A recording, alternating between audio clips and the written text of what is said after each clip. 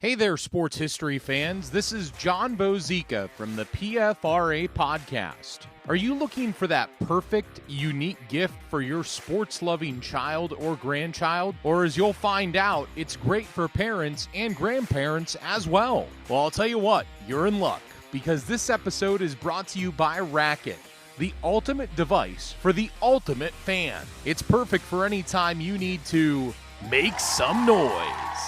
Racket combines a compact 7-inch megaphone, 8 powerful adjustable LED lights, noisemakers, an insert you can design, and it's fully customizable to match your team's colors.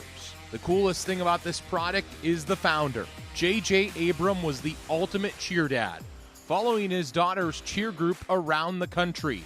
He saw parents using all sorts of crazy contraptions to make some noise for their kids, and then he had that aha moment. He thought, why not combine all of these thingamajigs into an all-in-one compact device for the ultimate fan? JJ and his team worked 3 years on developing version after version, finally landing on Racket. That's R-A-K-I-T, so you can make some noise and cheer and be part of the action. So get out there and let's get loud. Bring a Racket to your next game or competition to cheer on your favorite team or athlete. You can customize your Racket with your own logos, drawings, and names. Get beads to match your team's colors. Flashing lights add the excitement. Are you ready to make a Racket? Be part of the game. Each Racket comes with 1 Racket megaphone, 1 lanyard to keep a hold of this thing, 2 scratch-resistant bead packs, 1 clear and 1 color of your choice, and a 10-pack of customizable self-adhesive inserts, currently on sale for $24.99. To pick up your Racket today, head to myracket.com. That's myracket.com. Now get out there and make some noise. Now it's time to take a sports break, a look at sports history on a daily basis. Hello, my friends of sports history. This is Darren Hayes of the Sports Jersey Dispatch podcast. Welcome once again to the Pig Pen, your place for all things great in sports history, and welcome to your sports break for this December 19th edition, as we're going to talk about some of the greatest events that happened on this date in history in sports with the athletes and the uniform numbers that they wore. Before we get to those uniform numbers, let's make sure you know about our daily newsletter. Comes out from the Pig Pen. That's Pigskin Dispatch. That's Jersey Dispatch. That's Orville Mulligan Sports Writer, as well as much from the Sports History Network. Goes into your email inbox each and every day, totally free. Cancel at any time. Very easy to do. You can sign up in the show notes of this very podcast with 2 simple questions asked: your name, your email address. That's simple. You'll have it tomorrow morning, 6:30 a.m. if you sign up today, so make sure you do that. Now let's get to those uniform numbers for December 19th, and they are 52, 9, 99, 13, 33, 10, 21, 7, and jersey number 13.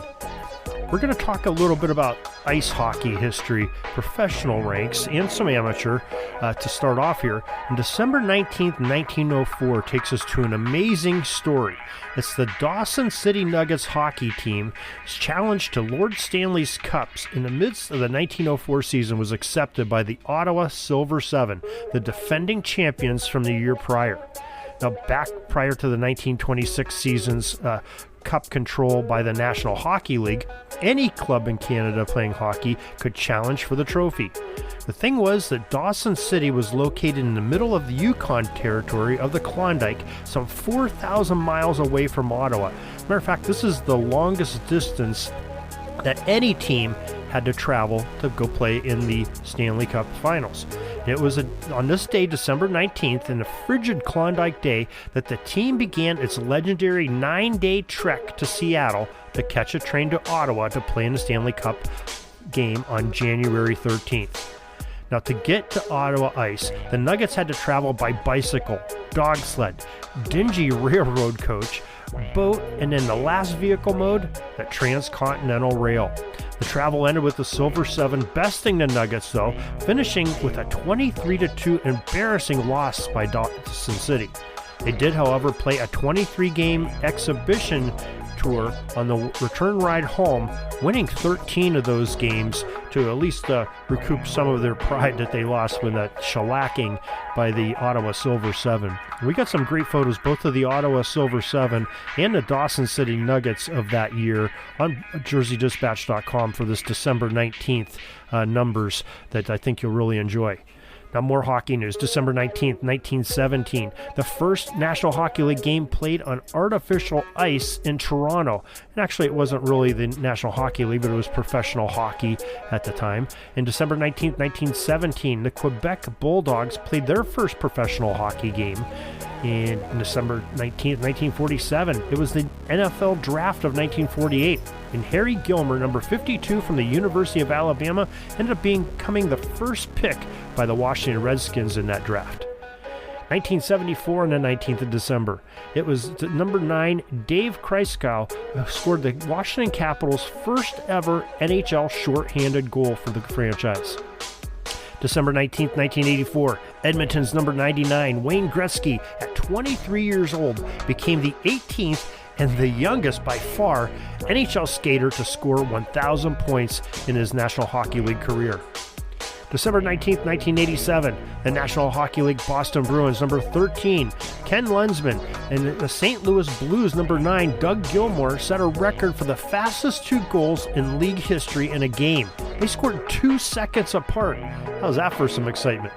December 19th, 1989, Boston Celtics legendary star number 33 Larry Bird began an NBA free throw streak of 71 games in that span. December 19th, 2000, the Ballon d'Or, Real Madrid's Portuguese midfielder number 10 Luis Figo was named as the best soccer player in Europe ahead of Juventus midfielder number 21 Zidane and Milan striker number 7 Andrei Shevchenko. December 19th, 2010, it was the miracle at the new Meadowlands, and Philadelphia Eagles trailed the New York Giants by 21 points with 8 minutes left in the game. Seemed like it was all over. The game was going to be won by the Giants. But the Eagles scored 4 touchdowns in the final 7.5 minutes, including a dramatic walk-off punt return for touchdown by number 10, Deshaun Jackson. December 19th, 2018, the Houston Rockets set an NBA single-game record with 26 three-pointers and a 136-118 victory over the Washington Wizards.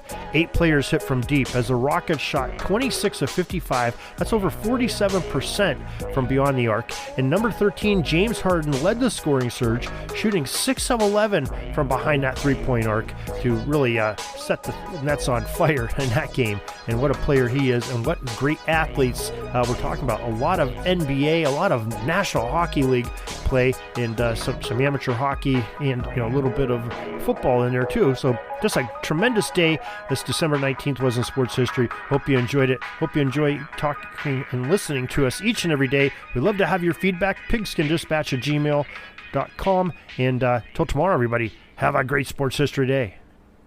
This penalty kill is almost over. I got to get back out on the ice. But thanks again for joining us for another great edition of Sports Jersey Dispatch Podcast. We'll see you tomorrow.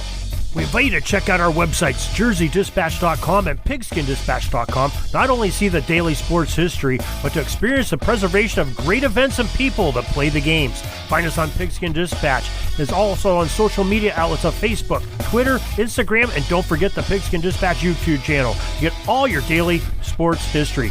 Pigskin Dispatch is happy to be associated with the Sports History Network, the sports headquarters of yesteryear, found at sportshistorynetwork.com. This podcast is part of the Sports History Network, your headquarters for the yesteryear of your favorite sport. You can learn more at sportshistorynetwork.com.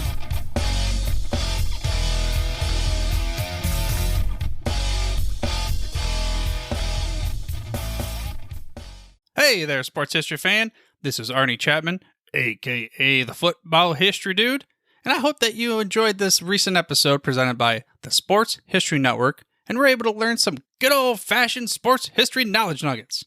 I started the Sports History Network back in 2020 with the mission to help podcasters find a community of like-minded sports history nerds, as well as helping aspiring podcasters to start their own shows. We have a little bit over 30 shows on the network right now covering all sorts of sports history, but as far as I'm concerned, we're just at the toothpick in the ocean moment, that can't even figure it out because there's so much more coming. We wanted to create the ultimate headquarters for sports yesteryear. starting with Podcast Network and our website, but we're going to continue to move into other mediums as well. And here's the cool part, because we want you to be part of our team. So if you're interested in starting your own podcast, or maybe being a guest on one of our shows, or who knows, maybe even writing an article for us over on the website. Seriously, all you gotta do is reach out to us on the contact page over at sportshistorynetwork.com. You can be as technologically savvy as a Neanderthal tapping on a stone trying to figure out this whole hieroglyphics thing back in the day. Again, it doesn't matter, because even if you don't understand the whole podcast space, we have a production team that can pretty much help you out with doing everything. All you gotta do, head over to sportshistorynetwork.com, head to the contact page, fill it out. That message goes right to me, and I'll reach out to you as soon as I can. But for now, dude, I'm through if you're through.